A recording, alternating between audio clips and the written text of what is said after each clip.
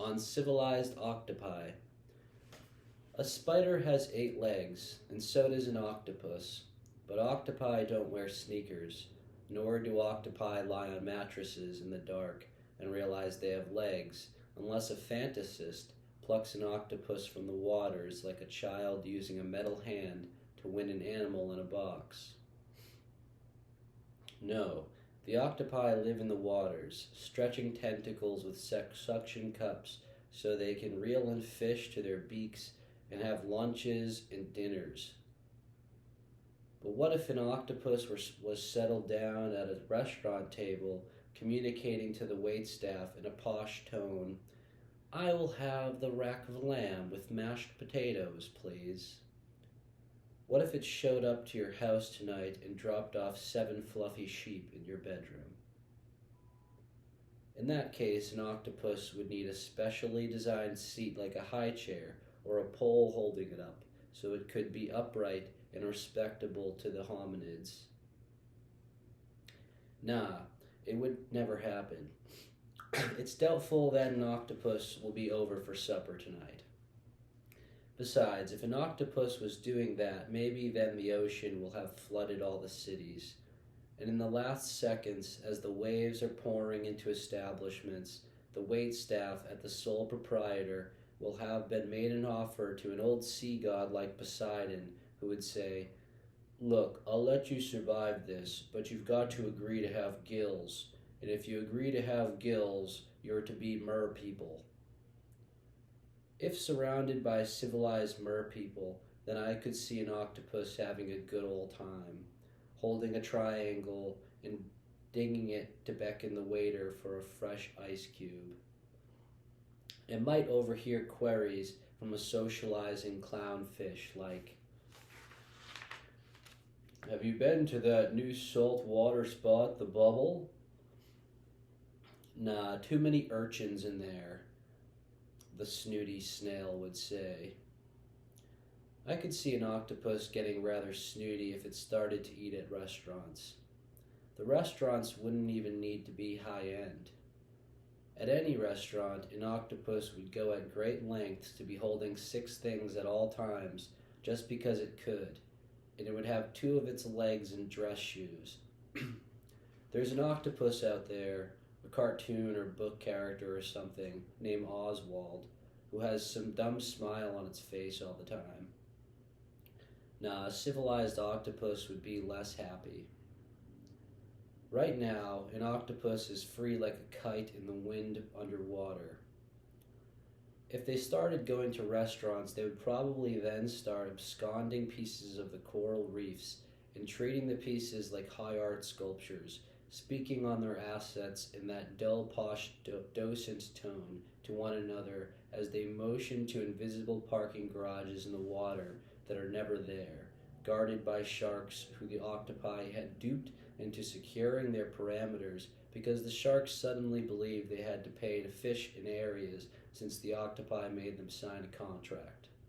That idea is most derivative. I don't know how the octopi would trick the sharks, but contracts have been duping people since colonial times, especially in colonial times. But with the constraining words of civilizations came other words, good words. So I suppose the English language had a lot of things planned. Don't start speaking, octopus. Nah, 'cause if you do, there will probably be a divide in your society that had to do with how you spoke. I'm sure you get along enough now. I mean, you may not be united, but you haven't designed weapons to use on each other, so that's a good thing, trust.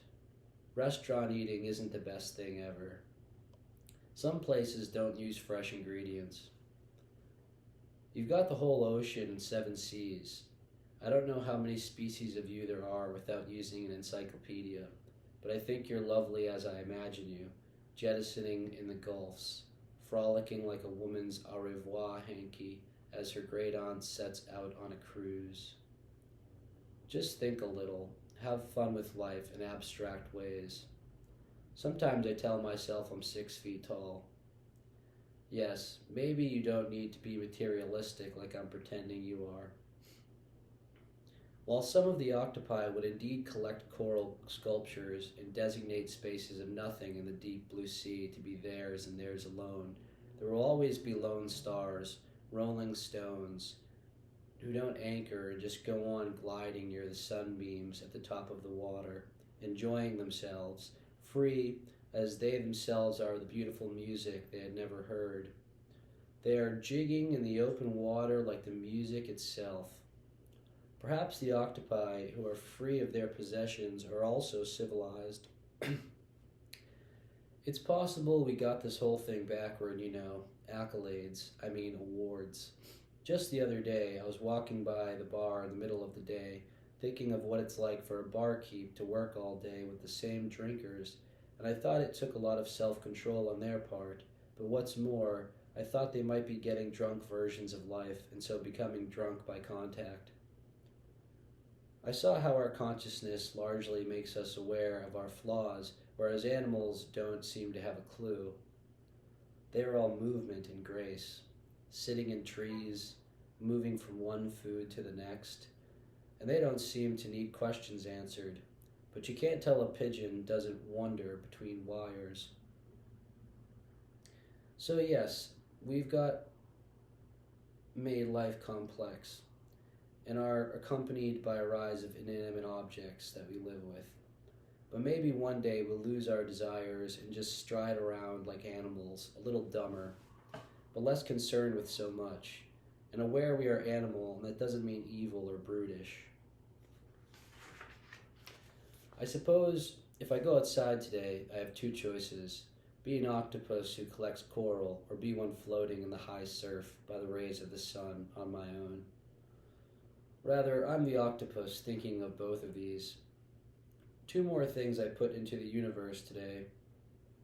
A person who has their own octopus and tries to teach it how to use silverware in some makeshift tank, and also a planet of octopi, but the latter is this planet. Maybe we are in an octopus.